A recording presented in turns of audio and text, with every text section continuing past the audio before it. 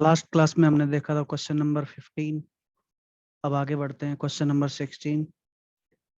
Question number 16 आपके पास X Y Z R 3 elements, each one belong to any one of the group 1a, 3rd a and 5th a। 1a का मतलब होता है alkali metal, 3rd a का मतलब होता है बोरॉन फैमिली, और 5th a का मतलब होगा nitrogen family. The oxides of x is amphoteric. ये बोल रहे हैं कि एक्स का ऑक्साइड जो भी होगा ये आपका क्या मिलेगा, एम्फोटेरिक मिलेगा। इसका ऑक्साइड जो भी होगा वो आपको एम्फोटेरिक मिलेगा। The oxide of Y is highly acidic. Y का ऑक्साइड कैसा होगा, हाईली एसिडिक होगा।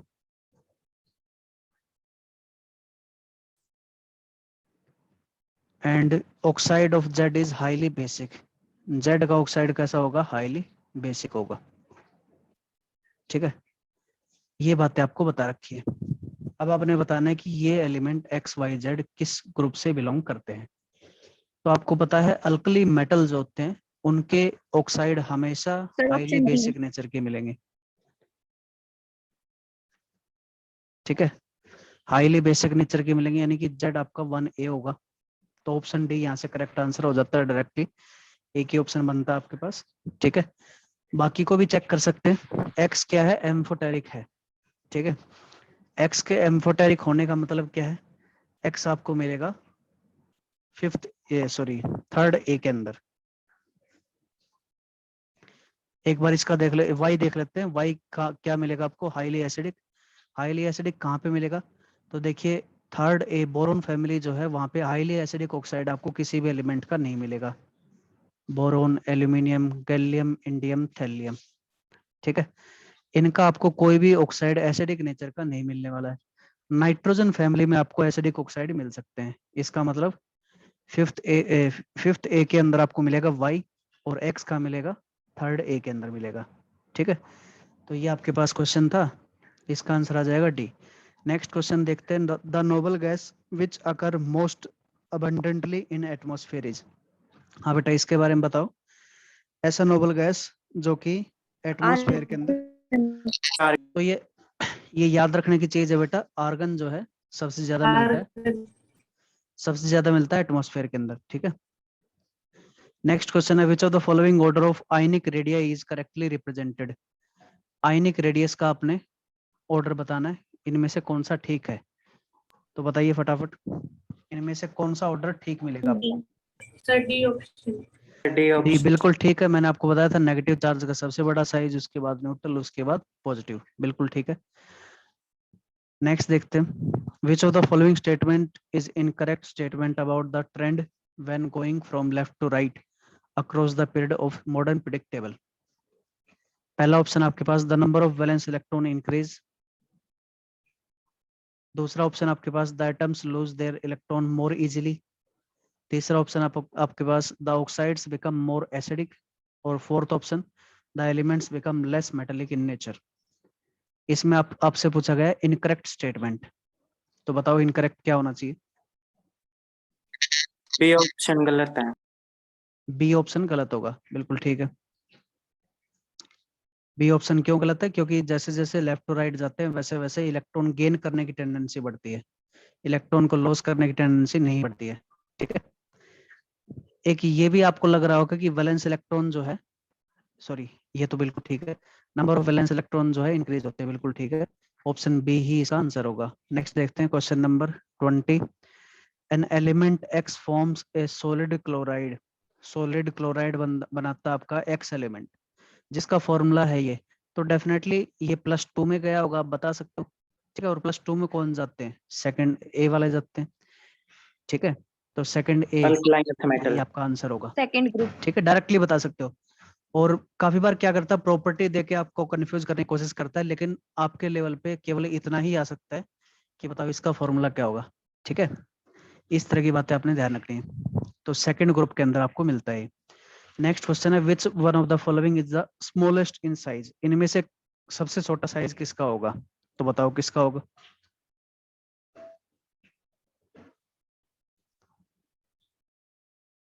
N3 नेगेटिव इसको सोडियम सोडियम प्लस, बिल्कुल ठीक है। सोडियम प्लस का साइज जो है सबसे छोटा होगा। यहाँ पे देखिए 3 एटम है कुल मिला के, तो 3 एटम का कंपैरिजन में एक एटम, ये तो छोटे ही होंगे इनसे तो डेफिनेटली, 3 से तो ठीक है, ये भी बड़ा ही होगा। इनमें कंपैरिजन करना था अपने। ये दोनों आइसो इलेक्ट्रॉनिक है। आइसो इलेक्ट्रॉनिक के अंदर हम देखते हैं कि जिसके ऊपर ज्यादा पॉजिटिव चार्ज है या पॉजिटिव चार्ज है उसका साइज छोटा होता है, तो डेफिनेटली आंसर आ जाएगा आपका डी। नेक्स्ट क्वेश्चन है the elements A B C D है एटॉमिक नंबर। एटॉमिक नंबर दे रखे तो आपको पता लग जाएगा कौन कौन से हैं। ये है बेरिलियम, उसके बाद है मैग्नीशियम, उसके बाद है क्लोरीन और 19 पोटासियम है, ठीक है। Which pair of element belong to the same period, same period के अंदर कौन से एलिमेंट एग्जिस्ट करते हैं, तो आपको पता है 12 और 17 ये दोनों एक ही पीरियड के अंदर एग्जिस्ट करते हैं, यानी कि B and C will be the answer. Which of the following metal is not placed in 8th group of Mendeleev periodic table. ये पूछ रहे हैं कि 8th ग्रुप में मेंडलीव पीरियोडिक टेबल में कौन सा एलिमेंट नहीं रखा जाता है, बताओ। ये थोड़ा सा सोचने का है, चारों ऑप्शंस। क्या बेटा? अरे थोड़ा सा सोचो इसके बारे में। ऑप्शन देखो एक बार, आयरन है, सोडियम है, क्या कभी आप 8th ग्रुप के अंदर रख सकते हो इसको?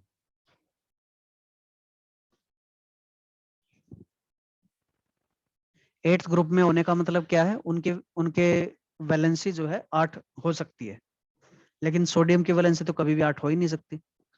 और सोडियम आपको पता है फर्स्ट ग्रुप के अंदर प्लेटिनम की हो सकती है। प्लेटिनम की हो सकती है, ठीक है। तो बी इसका आंसर होगा।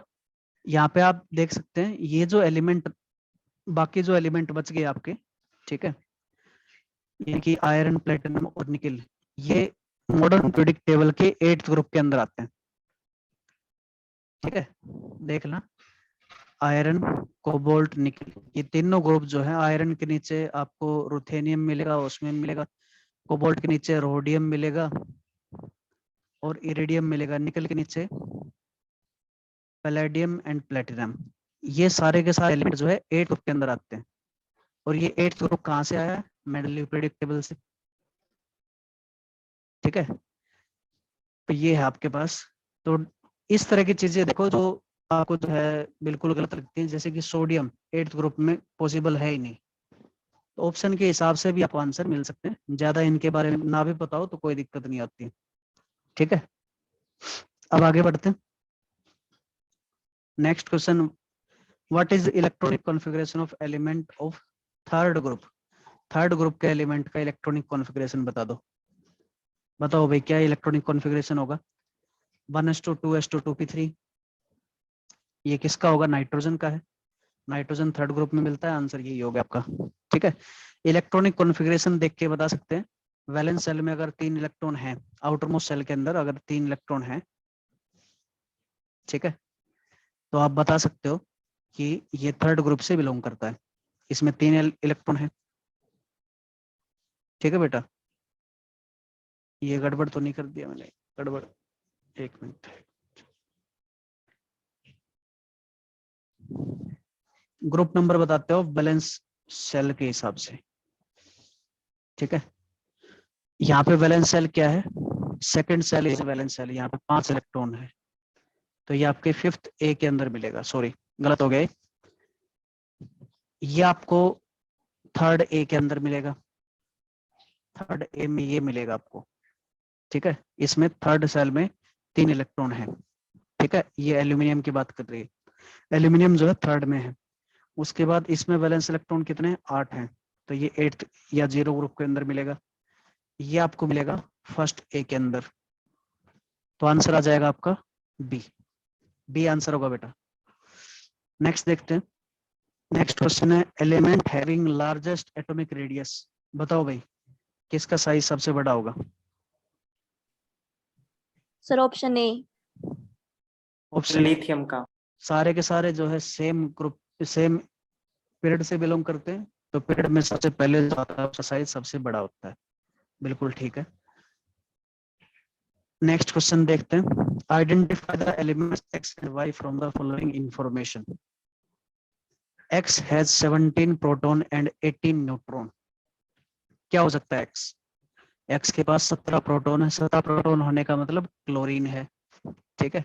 18 न्यूट्रॉन होने का मतलब क्या है, इसका एटॉमिक मास कितना होगा, 35 होगा, ठीक है।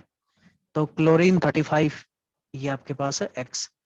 Y क्या है, Y हैज 17 प्रोटॉन, Y के पास क्या है, 17 प्रोटॉन है, यानी कि ये भी क्लोरीन है। और इसके पास 20 न्यूट्रॉन है, 20 न्यूट्रॉन का मतलब इसका एटॉमिक मास कितना हो जाएगा, 37 हो जाएगा। तो ये बात कर रहे हैं क्लोरीन 37 के बारे में, ठीक है। अब देखिए दोनों क्लोरीन है, दोनों का मास अलग अलग है, तो इनको हम आइसोटोप बोलते हैं। These are isotopes. Isotopes are the species which have same atomic number. Isotopes are species which have same atomic number but different atomic mass.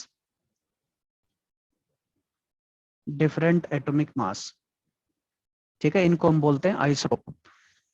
Next आपके पास Mendeleev predicted the existence of two element and named them Eka silicon and Eka aluminium. Name the element which took over their position at later stage. Eka silicon का नाम क्या था, ये पूछ रहा है। Carbon, silicon, germanium. सिलिकॉन के बाद कौन आता, जर्मेनियम। तो एका सिलिकॉन क्या था, जर्मेनियम था। एका एल्यूमिनियम क्या था, तो बोरोन, एल्यूमिनियम एंड गैलियम। तो एका एल्यूमिनियम क्या होगा, गैलियम होगा, ठीक है। ये इनके नाम थे। उसके बाद name the group of which these element belong and also give their electronic configuration. आपने क्या बताना है, इनके ग्रुप बताने हैं और इनका इलेक्ट्रॉनिक कॉन्फ़िगरेशन बताना। तो बता ही सकते हो, ग्रुप नंबर या 3rd ए में एग्जिस्ट करते हैं या 13 में बताओगे, और ये 4th ए में या 14th ग्रुप में ये एलिमेंट एग्जिस्ट करते हैं, ठीक है। इनका इलेक्ट्रॉनिक कॉन्फ़िगरेशन जिस तरह का बोरोन और एल्यूमिनियम का इलेक्ट्रॉनिक कॉन्फ़िगरेशन होता है उसी तरह का गैलियम और जर्मेनियम का होता है, ठीक है। तो इस तरह से आप निकाल सकते हैं, या क्वांटम के हिसाब से अगर निकालना चाहो इलेक्ट्रॉनिक कॉन्फ़िगरेशन तो वो भी लिख सकते हो, कोई बड़ी बात नहीं, एक बार करके देखना इसको, ठीक है। अगर नहीं आता आपको तो मैं दोबारा बताऊंगा इसको, एक बार खुद से इसका इलेक्ट्रॉनिक कॉन्फ़िगरेशन लिखना इस तरह से 1s2 2s2 एंड सो इस तरह से, ठीक है। Predict the valencies of these element, इनकी वैलेंसी क्या होंगे, तो भाई सेम ग्रुप के अंदर वो एलिमेंट डाले जाते हैं जिनकी सेम वैलेंसी होती है।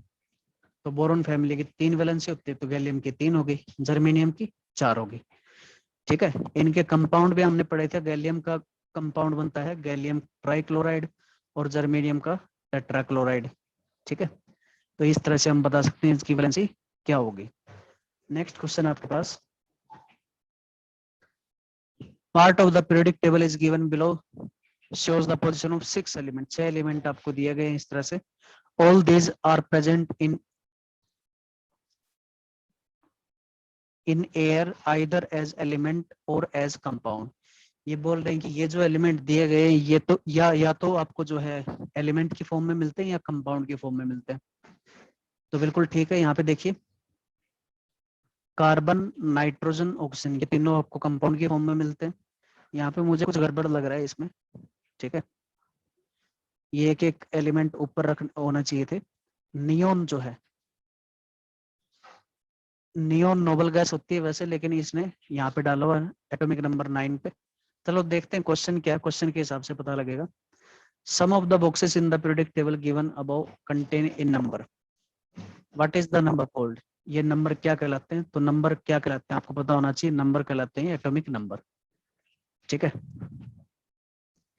What number should go in the box with argon, argon के साथ में कितना नंबर आना चाहिए, तो आर्गन का एटॉमिक नंबर होता है 18, आर्गन के साथ में कितना आना चाहिए, 18 आना चाहिए, ठीक है।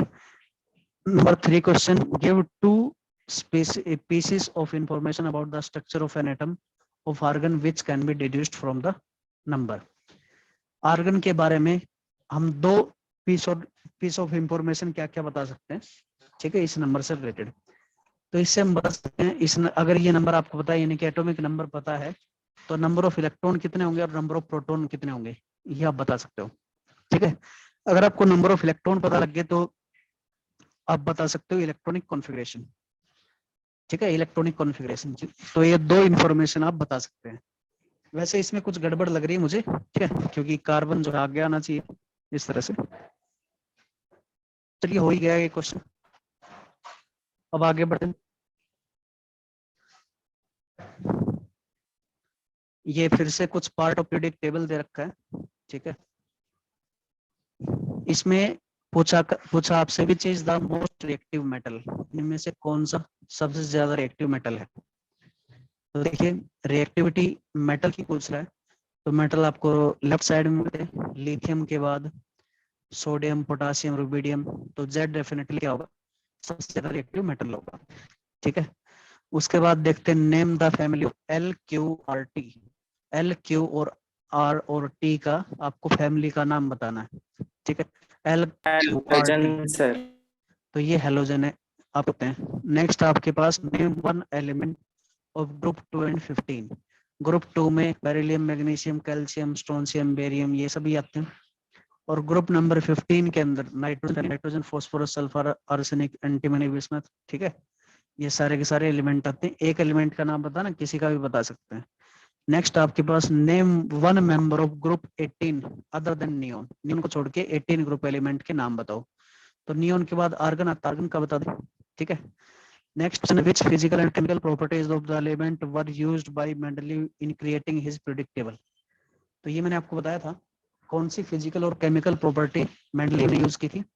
तो ये यूज की थी वैलेंसी, ठीक है। वैलेंसी किसकी यूज की थी, हाइड्राइड एंड ऑक्साइड्स की।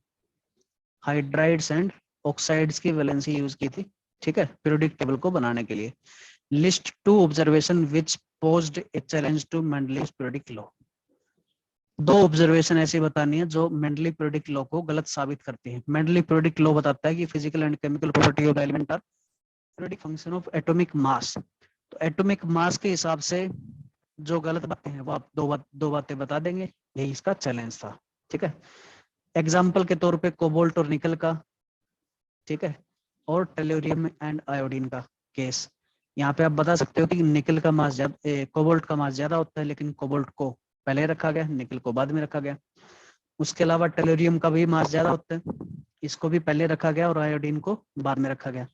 तो ये एक्सेप्शन आप बता सकते हैं यहाँ पे, ठीक है। हाँ बेटा, एनामलस पेयर बताने आपने जिस पे गढ़ थी, ठीक है। तो ये आपका क्वेश्चन होता है और यहाँ पे होता है ये चैप्टर आपका समाप्त, ठीक है। अब इसमें मैंने आपको एनसीईआरटी डिस्कस नहीं की है, एनसीईआरटी में डिस्कस नहीं करूंगा, ठीक है, क्योंकि ये आपको खुद से करना है। रेजोनेंस का सारा मटेरियल हम कर चुके हैं, मोस्टली बातें यहाँ पे कवर हो चुकी हैं, ठीक है। अगर आपको कोई क्वेश्चन नहीं आता तो वो आप जो है डायरेक्टली मेरे से पूछ सकते हैं। एनसीईआरटी खुद से करें और मैं इसकी सोल्ड एक्सरसाइज आपको भेजूंगा, ठीक है। सोल्ड एक्सरसाइज भेज दूंगा, सोल्ड एक्सरसाइज को आप कॉपी में चिपका लेंगे, ठीक है। ये काम आपने करना है, ठीक है बेटा। एनसीईआरटी का आपने वर्ड बाय वर्ड पढ़ना है, एक्टिविटी पढ़नी, एक्टिविटी शायद नहीं हो उसमें, ठीक है। फिर भी जितनी भी बातें हैं वो सारी की सारी आपने पढ़नी अच्छे से। अब हम शुरू करने वाले हैं नेक्स्ट टॉपिक, और नेक्स्ट टॉपिक है आपका एसिड, बेस एंड सोल्ट। तो आज शुरू करते हैं topic number 3, acid, base and salt, ठीक है बेटा। ये आपका है 3rd टॉपिक। अब देखिए एसिड, बेस और सोल्ट के बारे में आपको हल्का फुल्का आइडिया होगा कि ये चीजें क्या होती है, ठीक है। जैसे कि टेस्ट के हिसाब से आप बता सकते हो, टेस्ट के हिसाब से एसिड कैसे होते हैं। तो टेस्ट के हिसाब से एसिड आपके होते हैं सोर, यानी कि खट्टे, ठीक है। एसिड कैसे लगते हैं, खट्टे लगते हैं। कोई भी खट्टी चीज है जैसे कि नींबू, इमली, ठीक है। एक मिनट, खट्टा मतलब बिटर होता है, बिल्कुल ठीक है भाई, मैंने गड़बड़ कर दिया। एसिड कैसे होते हैं, अरे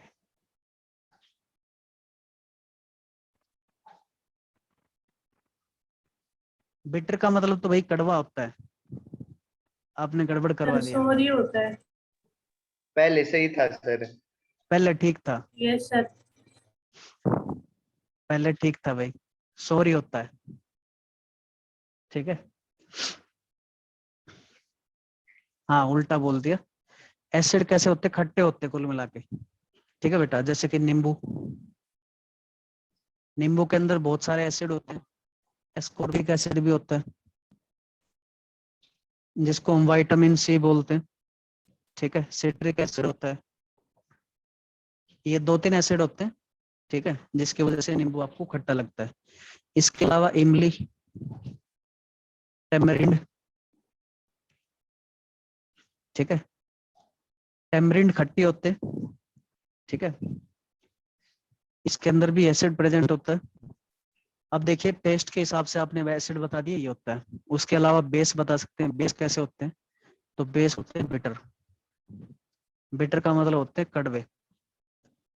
जैसे कि गलती से कभी मुंह में साबुन चला गया, या आप ऐसा बोल सकते हैं कि शैम्पू चला गया, ठीक है, तो कैसा लगता है, कड़वा लगता है।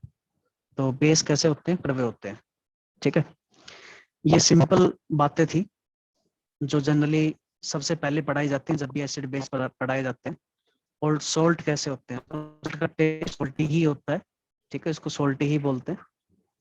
जैसे कि नमक हो गया, नमक क्या होता है, सोल्ट होता है। तो ये बहुत ही बेसिक चीजें थी। ठीक है, इनके बारे में आपको पता होना चाहिए। अब देखिए मुद्दे की बात पे आते हैं। सबसे पहले पढ़ते हैं हम एसिड के बारे में डिटेल में, कि एसिड अच्छे से होते क्या है। तो देखिए हर एक चीज को आप जो है टेस्ट करके नहीं बता सकते हो, जीभ के टेस्ट से आप नहीं बता सकते हो कि ये एसिड है, ये बेस है। इसके अलावा टच के हिसाब से भी आप बता सकते हो कि एसिड बेस क्या होते हैं। तो टच के हिसाब से अगर एसिड देखोगे तो एसिड आपको जो है रफ मिलेंगे। ठीक है, और बेस आपको स्लिपरी नेचर के मिलेंगे। स्लिपरी का मतलब क्या है, ये चिकने होते हैं। ठीक है, बेसिस कैसे होते हैं, चिकने होते हैं।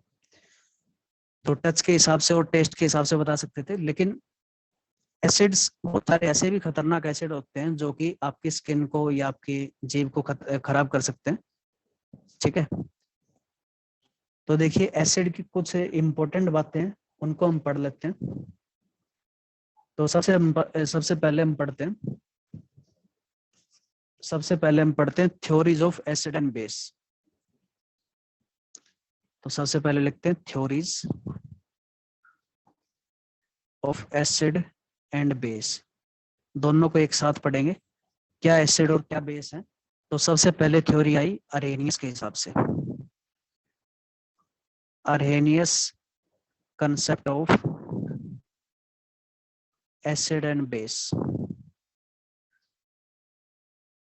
अरेनियस के हिसाब से एसिड और बेस क्या होते हैं।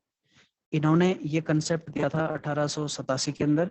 ईयर याद रखने की जरूरत नहीं, ठीक है, बस लिख लें इसको। अब देखिए इन्होंने बताया कि एसिड वो सब्सटेंस है जिसको अगर पानी में डाल दिया जाए तो H+ रिलीज करे। ठीक है, a substance, acid is a substance which release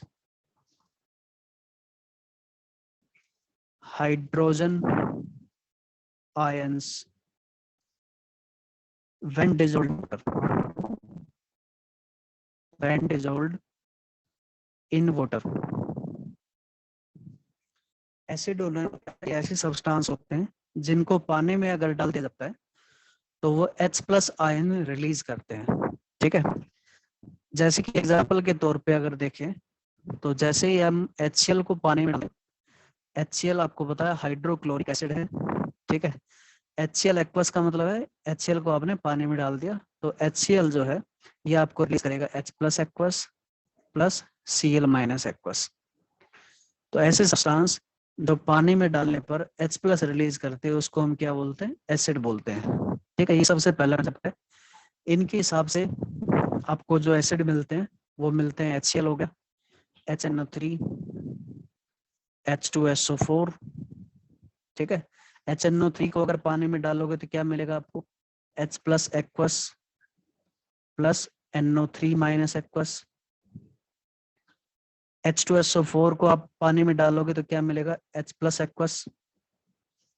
ठीक है, यहाँ पे 2 लगा सकते हो, साथ में मिलेगा आपको SO4 2- एक्वस। इसके साथ साथ आप ये भी बता सकते हैं कि एसिड जो है ये जनरली क्या मिलते हैं आपको, इलेक्ट्रोलाइट मिलते हैं। ठीक है, एसिड्स आर जनरली इलेक्ट्रोलाइट।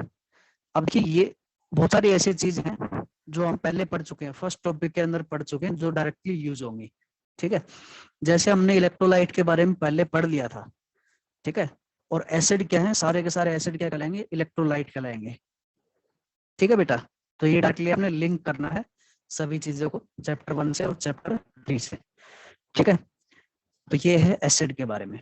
अब देखिए बेस के बारे में क्या होता है, तो बेस के बारे में देखते हैं, बेस क्या सब्सटेंस है।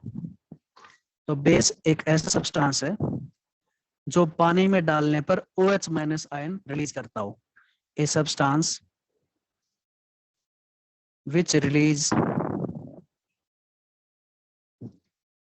Hydroxide ion.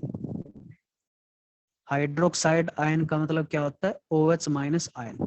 ठीक है, विच release hydroxide ion when dissolved in water, when dissolved in water। ठीक है, ये आपका बेस कहलाता है।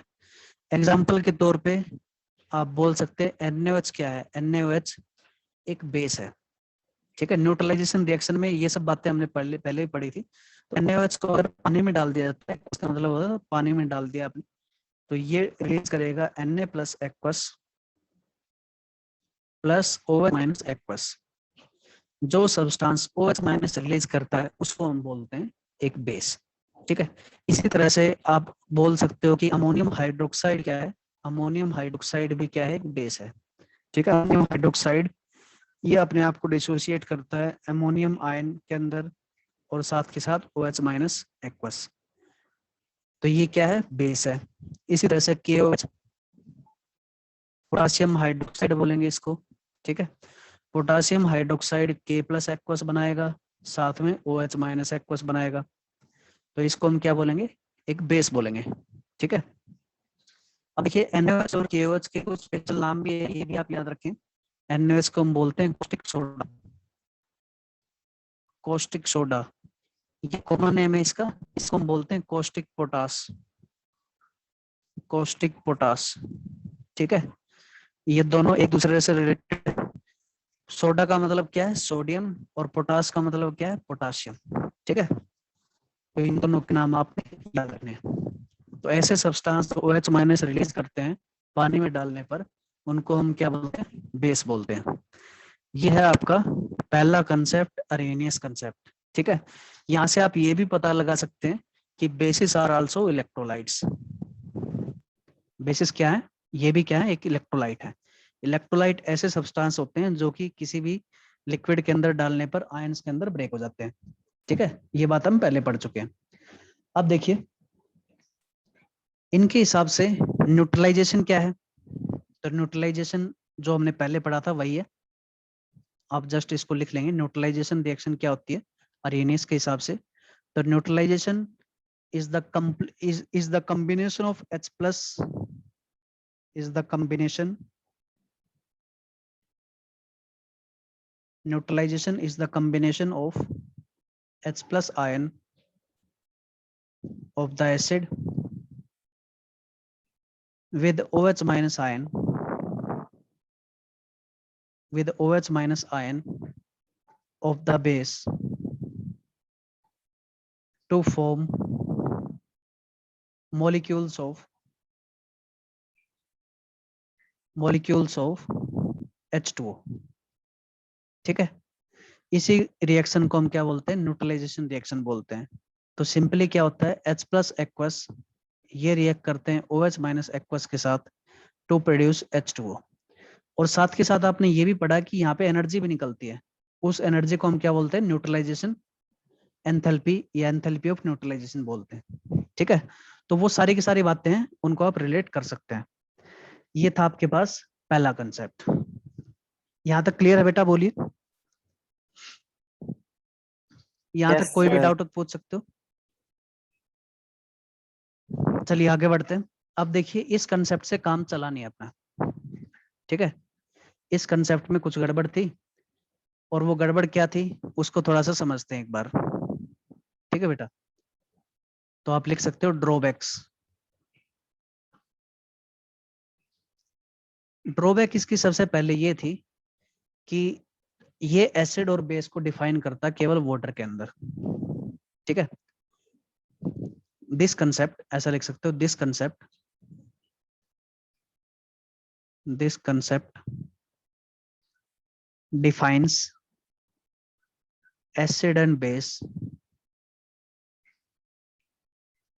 Only in aqueous medium.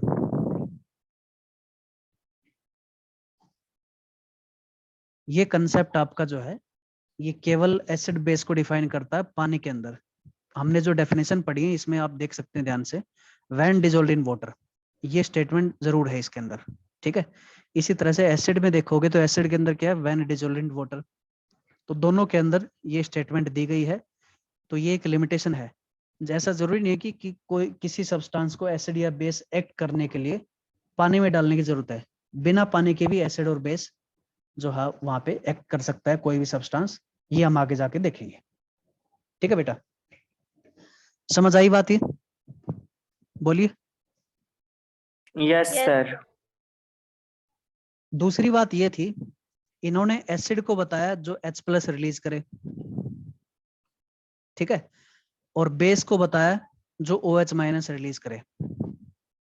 लेकिन हमारे पास ऐसे बहुत सारे सब्सटेंस होते हैं जिनके पास हाइड्रोजन है नहीं और वो एसिड कहलाते हैं, और बहुत सारे ऐसे सब्सटेंस हैं जिनके पास OH- नहीं है, वो बेस कहलाते हैं। ठीक है, फॉर एग्जाम्पल BF3 एक मॉलिक्यूल होता है, बोरोन ट्राइफ्लोराइड बोलते हैं। बोरोन ट्राइफ्लोराइड एक एसिड कहलाता है।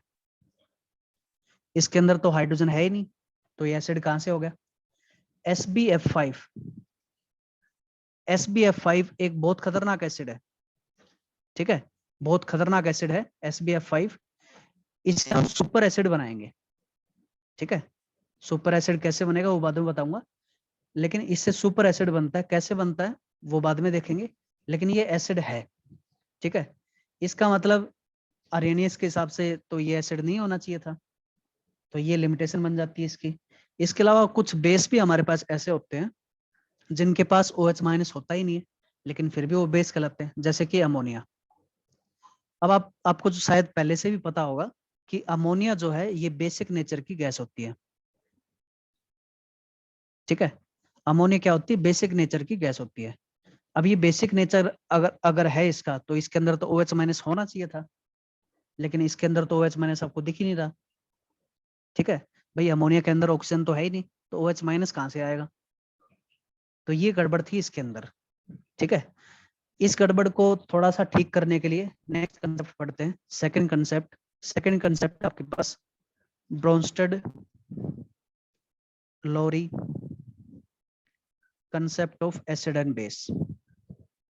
Bronsted Lowry concept of acid and base, ये दूसरा कंसेप्ट है। इस कंसेप्ट से ये सारी बातें करेक्ट नहीं होंगी, लेकिन कुछ बातें यहाँ पे करेक्ट हो जाएंगी। ठीक है, तो ये दूसरा कंसेप्ट है, इसके बारे में ये ब्रोंस्टेड लोरी, ये साइंटिस्ट का नाम है बेटा। ठीक है, और इस कंसेप्ट को बताया गया था 1923 के अंदर। इन्होंने बताया कि एसिड वो सब्सटेंस होते हैं, acid is a substance which can donate a proton, which can donate a proton to any other substance, to any other substance। अब देखिए, प्रोटॉन से घबराना नहीं है। प्रोटॉन का मतलब होता है H+। ठीक है, प्रोटॉन का क्या मतलब होता है? H+। भाई खुद ही सोच के देखो कि हाइड्रोजन के अंदर एक तो प्रोटॉन होता है न्यूक्लियस में, एक बाहर इलेक्ट्रॉन घूमता रहता है। अगर इस इलेक्ट्रॉन को निकाल दिया जाए तो बाकी क्या बचेगा? बाकी बचेगा प्रोटॉन। तो H+ आयन को हम कभी कभी क्या बोलते हैं? प्रोटॉन बोलते हैं। ठीक है, तो इनके हिसाब से एसिड वो सब्सटेंस है जो किसी दूसरे सब्सटेंस को H+ दे सकता हो। अब यहाँ पे देखिए कंडीशन नहीं है। ठीक है, जैसे कि पहले कंसेप्ट के अंदर कंडीशन थी कि पानी के अंदर डालोगे तभी मिलेगा, लेकिन यहाँ पे कंडीशन नहीं है। इसका मतलब ये ड्रॉबैक यहाँ पे खत्म हो जाती है। ठीक है, इसके बाद बेस क्या है, तो बेस भी पहले लिख लेते हैं, उसके बाद एग्जांपल देखेंगे। बेस क्या है इनके हिसाब से, तो बेस लिख लीजिए, base is a substance, base is a substance which can accept A proton. Base इनके हिसाब से एक ऐसा सब्सटेंस है जो एक प्रोटॉन यानी कि H+ को एक्सेप्ट कर सके। ठीक है। एसिड कौन है? तो एसिड वो जो H+ को डोनेट कर सके, बेस वो जो H+ को एक्सेप्ट कर सके। ठीक है। तो कुल मिला के ये डेफिनेशन है हाइड्रोजन के हिसाब से। ठीक है, H+ के हिसाब से। अब देखिए, इससे एक बात तो आपकी क्लियर होगी कि एक्वस मीडियम की रिक्वायरमेंट है नहीं आपको एसिड बेस डिफाइन करने के लिए। दूसरी बात यहाँ पे ये है कि बेस को हम बोल रहे थे कि OH- रिलीज करे, लेकिन ऐसा जरूरी नहीं है। H+ अगर कोई सब्सटेंस आपका एक्सेप्ट कर रहा है तो वो भी एक बेस कहला सकता है। ठीक है। इसका एग्जांपल देखते हैं, टाइम सर हमारा होने इसके वाला है। नोट्स अभी लिख रहे हैं या फिर पहले वो एनसीईआरटी के क्वेश्चंस करने? पहले क्वेश्चन कर लेना बेटा, फिर बना लेना नोट्स। ठीक है। इसका एग्जांपल अभी बता देते हैं आपको। देखिए HCl है, मान लीजिए HCl जो है, अगर इसको आप पानी के अंदर डालते हैं, ठीक है, तो HCl क्या करता है? HCl एक H+ जो है रिलीज कर देता है और वाटर को दे देता है। ठीक है। H+ निकाल के वाटर को दे देगा और ये बना देगा H3O+ एक्वस। और H2O क्या करेगा कि H+ एक्सेप्ट करेगा। ठीक है। और बाकी क्या बच जाएगा इसका? Cl- एक्वस बच जाएगा। ठीक है बेटा, इसको मैं समझाऊंगा ये क्या होता है। तो इसमें यहाँ पे आप देख सकते हैं HCl जो H+ रिलीज